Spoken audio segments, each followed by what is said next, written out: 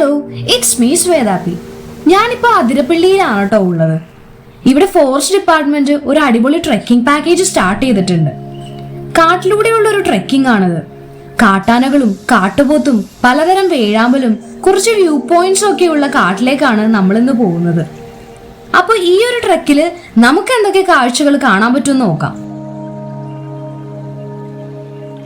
ദാ ഇവിടെ 7 മണിക്കുള്ളിൽ ആതിരപ്പള്ളി വാട്ടർഫോളിന്റെ എൻട്രൻസിലാണ് റിപ്പോർട്ട് ചെയ്യേണ്ടത്. നമ്മുടെ ഒപ്പം വരുന്ന ഗൈഡ്സിനൊക്കെ ഈ ഗേറ്റിന്റെ അവിടെ മീറ്റ് ചെയ്തിട്ട് ഇവിടെ നിന്നാണ് എല്ലാവരും കൂടി ട്രെക്കിംഗ് സ്റ്റാർട്ട് ചെയ്യുന്നത്. അപ്പൊ ഇതൊരു ഗ്രൂപ്പ് ട്രെക്കിംഗ് പാക്കേജ് ആണ്. അതുകൊണ്ട് മിനിമം 4 പേരെങ്കിലും വേണം ഈ ഒരു പാക്കേജ് എടുക്കണമെങ്കിൽ. പിന്നെ നിങ്ങൾ 2 പേരൊക്കെ ആയിട്ടാണ് പോണതെങ്കിൽ ബുക്കിംഗ് നമ്പറിലേക്ക് ഒന്ന് വിളിച്ചു ചോദിച്ചാൽ വേറെ ബുക്കിംഗ് ഉള്ള ഡേറ്റ് ഒക്കെ നോക്കി ആ ഗ്രൂപ്പിന്റെ ഒപ്പം ബുക്ക് ചെയ്ത് പോകാൻ പറ്റും. പിന്നെ ഇതൊരു ഗ്രൂപ്പ് ട്രെക്കിംഗ് പാക്കേജ് ആയതുകൊണ്ട് കുറച്ച് നേരത്തെ എത്താൻ എല്ലാവരും ശ്രമിക്കണം കേട്ടോ. അങ്ങനെ എൻട്രൻസിന്റെ അവിടെ നിന്ന് ഒരു 10 മിനിറ്റ് കാട്ടിലൂടെ നടന്ന് ഈ റിവർ ക്രോസിംഗ് എത്തും. ഇവിടെ നിന്നൊരു ചങ്ങാടത്തിലാണ് നമ്മൾ ഈ പുഴ ക്രോസ് ചെയ്ത് അക്കരയ്ക്ക് പോകുന്നത്. നമുക്കുള്ള ലൈഫ് ജാക്കറ്റ്സ് ഒക്കെ ആയിട്ട് ഒരു ഗൈഡ് ചെറിയ ചങ്ങാടത്തിലെ അക്കരയെന്ന് വരുന്നത് കാണാട്ടോ.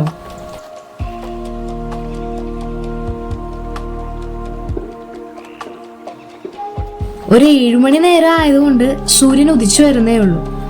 നല്ല ഭംഗിയുണ്ട് ഈ കാടും പുഴയൊക്കെ കാണാൻ. ഞാനിപ്പോ ക്യാമറ പോയിന്റ് ചെയ്തേക്കുന്നത് ഈ പുഴയുടെ ഒഴുക്ക് ദിശയിലേക്ക് തന്നെയാണ്. അപ്പൊ ഇതാ ആ ഭാഗത്തായിട്ടാണ് നമ്മുടെ അതിരപ്പള്ളി വെള്ളച്ചാട്ടം ഉള്ളത് കേട്ടോ. അപ്പൊ എന്നെയും കൂടി കൂട്ടി മൊത്തം 6 ഗസ്റ്റും ബാക്കി 2 ഗൈഡ്സും ആണ് ഇപ്പൊ നമ്മുടെ ഒപ്പം ഉള്ളത്. എനിക്ക് വെള്ളം കുറച്ച് പേടിയാണേ, പ്രത്യേകിച്ച് ആഴമുള്ള സ്ഥലങ്ങള്. പിന്നെ ചങ്ങാടത്തിൽ കയറിയിരുന്ന് ഇവിടുത്തെ ഭംഗിയൊക്കെ നോക്കിയിരുന്നപ്പോഴേക്കും ഞാൻ ആ പേടിയൊക്കെ അങ്ങ് മറന്നുപോയി.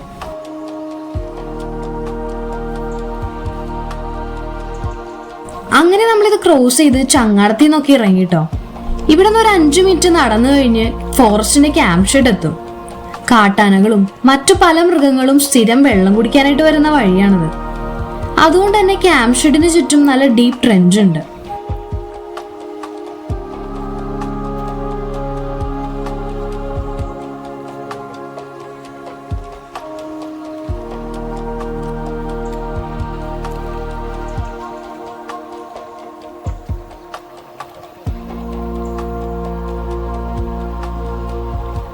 അങ്ങനെ താ നമ്മള് ക്യാമ്പ് ഷെഡ് എത്തിയേ.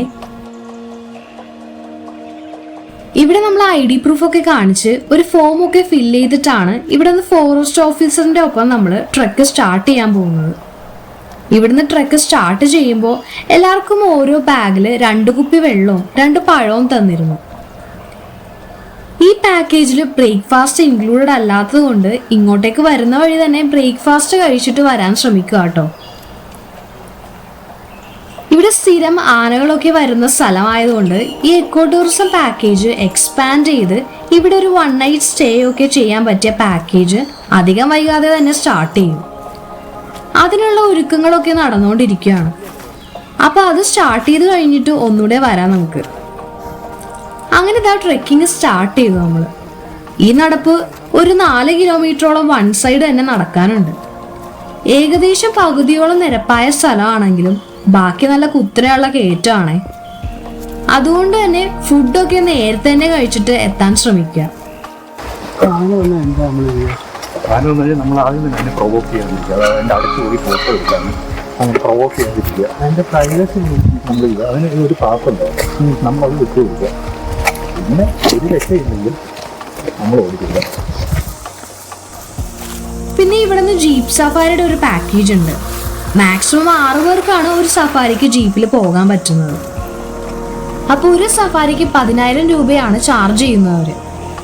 കാടിന്റെ കുറച്ച് ഉള്ളിലേക്കൊക്കെ കൊണ്ടുപോകുന്നത് കൊണ്ട് വൈൽഡ് ആനിമൽ സൈറ്റിങ്സ് ഒക്കെ ധാരാളം കിട്ടാൻ നല്ല ചാൻസ് ഉണ്ട്.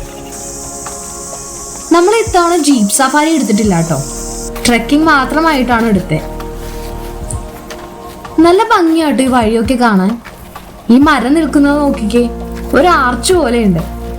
ഞാൻ ഇതിന്റെ ഉള്ളിൽ കൂടി പോവുക.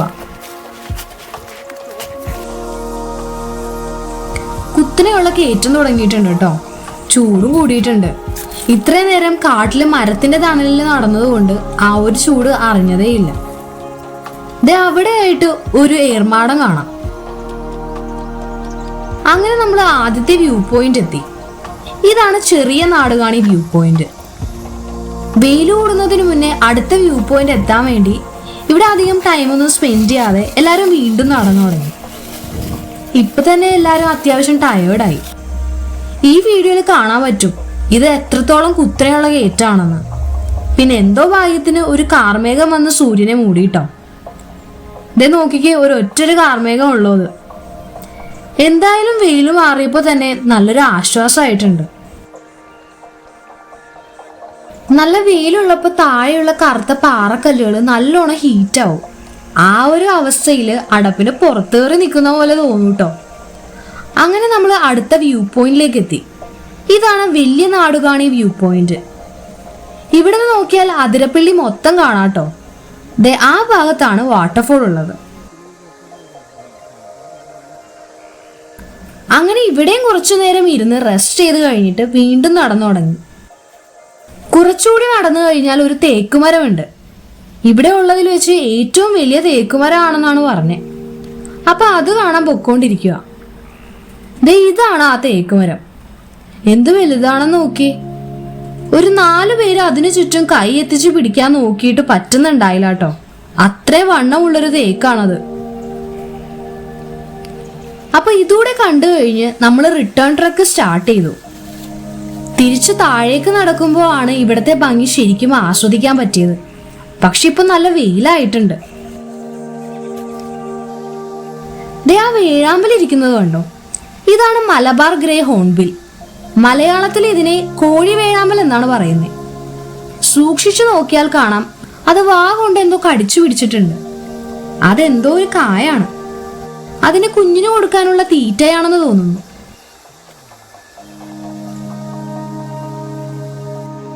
കുറച്ചുകൂടെ നല്ലൊരു ഷോട്ട് കിട്ടുമെന്ന് നോക്കാൻ ഒന്ന് കുറച്ചുകൂടെ നീങ്ങി നിന്നിട്ട് സൂം ചെയ്ത് വന്നപ്പോഴേക്കും അത് പറന്നു പോയിട്ടോ. ഈ മരത്തിന്റെ പൊത്തിലേക്കാണ് അത് കേറിപ്പോയത്. താഴേന്ന് നോക്കുമ്പോ ചെറിയ പൊത്തായിട്ട് തോന്നുമെങ്കിലും അങ്ങോട്ടേക്ക് തന്നെയാണ് അത് കേറിപ്പോയത്.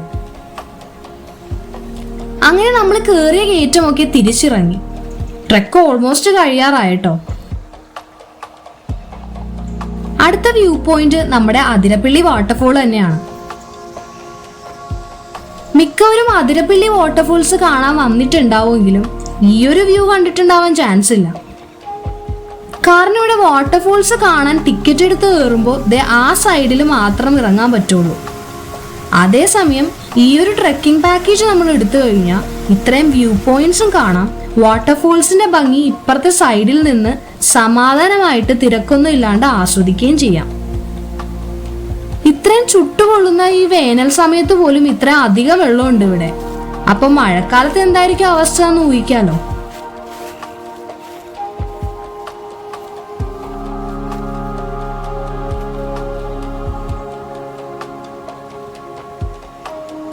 പിന്നെ ഇവിടെ 1996 KSEB ഒരു ഡാം പണിയാനുള്ള പ്രൊജക്ട് തുടങ്ങിയിരുന്നു.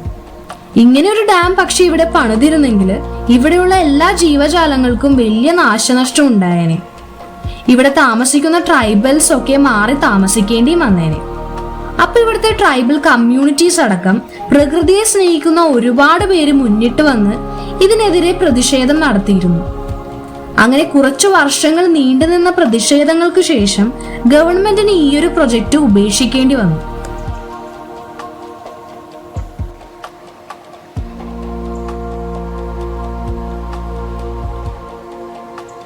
ഈ ബട്ടർഫ്ലൈസ് പറന്നു കിടക്കുന്നത് കാണാൻ നല്ല ഭംഗിയുണ്ട് കേട്ടോ.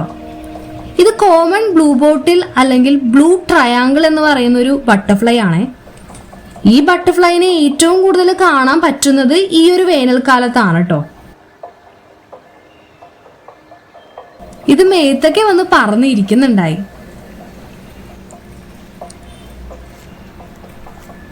അങ്ങനെ വാട്ടർഫോളിന്റെ സൈഡിൽ കുറെ നേരം ഇരുന്ന് റെസ്റ്റ് എടുത്തു. ഇത്രയും നേരം നടന്നതിന്റെ ക്ഷീണം അവിടെ ഇരുന്ന് തീർത്ത്. സമയം ഇപ്പൊ 12:30 ആയിട്ടുണ്ട് കേട്ടോ. ബ്രേക്ക്ഫാസ്റ്റിന് പഴം മാത്രം കഴിച്ചുള്ളല്ലോ, അതുകൊണ്ട് എല്ലാവർക്കും നല്ല വിശപ്പായിട്ടുണ്ട്. അതുകൊണ്ട് നമുക്ക് വേഗം ക്യാമ്പ് ഷെഡിൽ പോയിട്ട് ഫുഡ് കഴിക്കാം. ദേ ആ മരത്തിൽ മലയണ്ണായിരിക്കുന്നത് കണ്ടോ?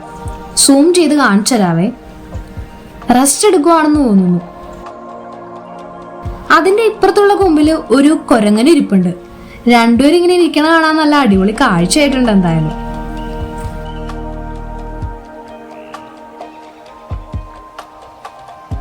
പിന്നെ ഈ ഒരു പാക്കേജിന്റെ റേറ്റ് വരുന്നത് 1500 രൂപയാണ് പെർ ഹെഡ്. അതിൽ ഈ ഒരു ട്രെക്കും സ്നാക്സും ലഞ്ചും ഇൻക്ലൂഡഡ് ആണ്. ജീപ്പ് സഫാരി വേണമെങ്കിൽ ഇതിന്റെ ഒപ്പം തന്നെ ബുക്ക് ചെയ്യാൻ പറ്റൂ കേട്ടോ. ബുക്ക് ചെയ്യാനുള്ള വെബ്സൈറ്റ് റെഡി ആയിട്ടില്ല. ഇപ്പൊ തൽക്കാലം ഫോണിലൂടെയാണ് ബുക്കിംഗ് ഒക്കെ.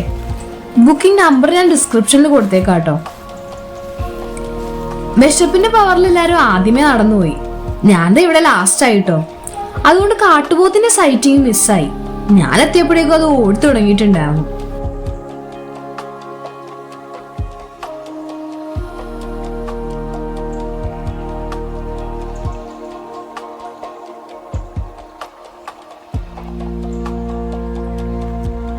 അങ്ങനെ നമ്മൾ തിരിച്ചെത്തി. ചോറും സാമ്പാറും ചിക്കൻ ഫ്രൈയും വേറെ കുറച്ച് കറികളൊക്കെ ആയിട്ട് ഒരു കിടിലൻ ലഞ്ച് തന്നെയായിരുന്നു കേട്ടോ അവര് പ്രിപ്പയർ ചെയ്തിട്ടുണ്ടായിരുന്നത്.